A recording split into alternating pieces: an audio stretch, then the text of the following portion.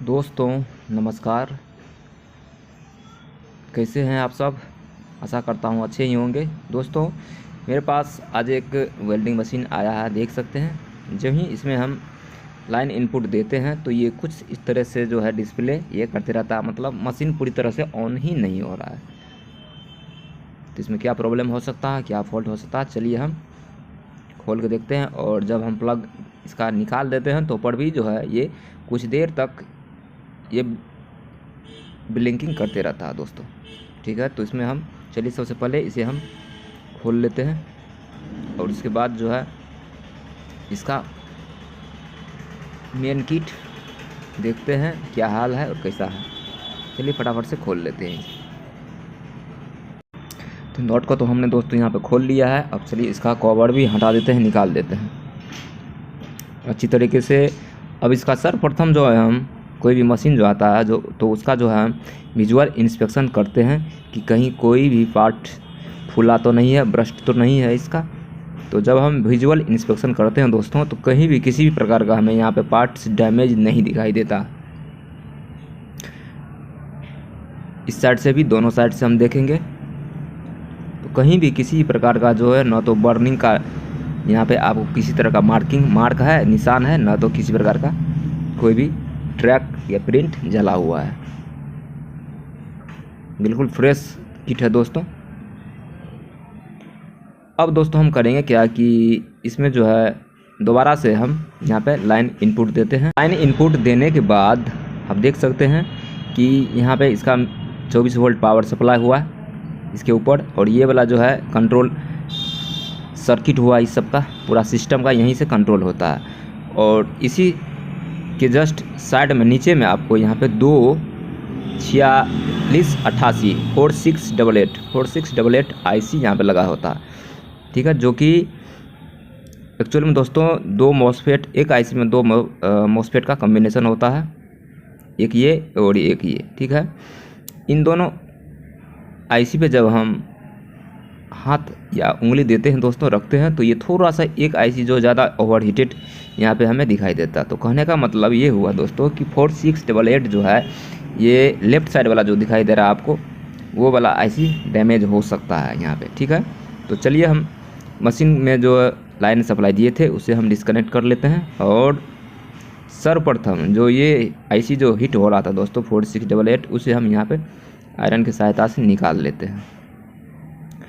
और वीडियो बनाने का दोस्तों ये मकसद है कि इस तरह का फॉल्ट जो है अक्सर यहाँ पे लगातार 3-4 मशीन आया था दोस्तों, जो कि सेम फॉल्ट यहाँ पे आया था इसमें। तो मैंने सोचा कि चलो एक वीडियो मैं यहाँ पे बना देता हूँ। ठीक है, तो IC तो हमने यहाँ पे निकाल लिया है और अच्छी तरह से जो है ट्रैक को क्लियर कर लेते हैं, साफ़ कर लेते हैं।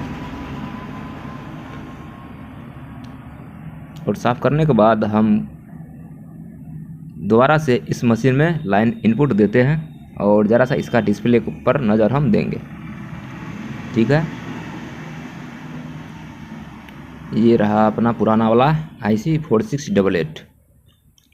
अभी फ़िलहाल यहाँ पे दिखाई नहीं दे रहा होगा नंबर, लेकिन ये नंबर 4688 है, जो कि दो मॉसफेट इसमें कंबाइन किया हुआ रहता है।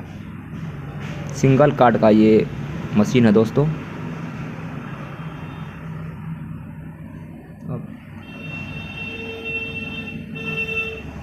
अब दोबारा से हम इस मशीन में लाइन इनपुट देते हैं और जो ही दोस्तों हम इसमें लाइन सप्लाई देते हैं, देख सकते हैं कि ये डिस्प्ले जो है मशीन पूरा तरीके से ऑन हो गया है, डिस्प्ले ऑन है और अच्छी तरीके से ये वर्क कर रहा है अभी। लेकिन अभी फ़िलहाल जो है इसका मेन प्रॉब्लम अब ये हो जाएगा दोस्तों कि ये अभी वेल्डिंग नहीं कर पाएगा। मेन आउटपुट जो है हाई एम्पियर के साथ वो आउटपुट नहीं देगा। तो इसके लिए हम करेंगे क्या कि एक अच्छा वाला 4688 IC जो है यहाँ पे हम रिप्लेस करेंगे। ये वाला देख सकते हैं, एक अभी तो फ़िलहाल नया मेरे पास नहीं था, नहीं तो हम दिखा देते आपको, लेकिन यहाँ पे पुराना वाला ही एक मशीन का था यहाँ पे, उसे हम पुराना वाला ही IC इसमें हम यूज करेंगे, क्योंकि नया वाला जो है अभी अपने पास नहीं है। और इसको लगाने से पहले दोस्तों इसका जो पोलरिटी होता है, जो मार्किंग होता है, तो मार्किंग को ध्यान में रखते हुए हमें यहाँ पे इसे लगाना होगा। 8 पिन का आईसी होता है। इसमें आपको 4 पिन जो है एक दूसरे से शॉर्ट रहता है और 4 पिन जो है अलग रहता है। तो कहने का मतलब इसका जो गेट ड्रेन सोर्स, तो इसका जो ड्रेन होता है दोस्तों, एक चूँकि यहाँ पे 2 मॉसफेट है तो 2 ड्रेन होना चाहिए, लेकिन यहाँ पे एक मॉसफेट का 2 ड्रेन होता है। तो चारों इसका जो लेग होता है एक तरफ का वो आपको शॉर्ट रहता है। दोनों ड्रेन जो है एक होता है। अच्छी तरीके से इसे हम यहाँ पे इसको सेट कर लेंगे और सेट करने के बाद जो है दोबारा से इस मशीन में हम चेक करेंगे। जहाँ तक दोस्तों वेल्डिंग मशीन रिपेयर करने का सवाल आता है तो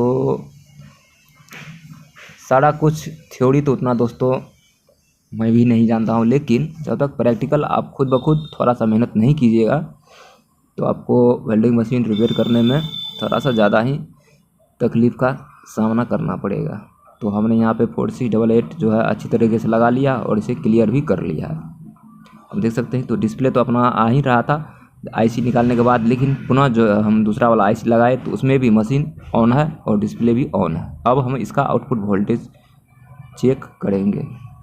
चूँकि 4688 जो है ये आपको मॉसफेट है जो कि इसका जो ऑसिलेटिंग पल्स होता है उसको मॉडिफाई या एम्पलीफाई करने का काम करता है, बढ़ाने का काम करता है, पावरफुल बनाने का काम करता है। ठीक है, देख सकते हैं कि वोल्टेज भी अपना ओके है।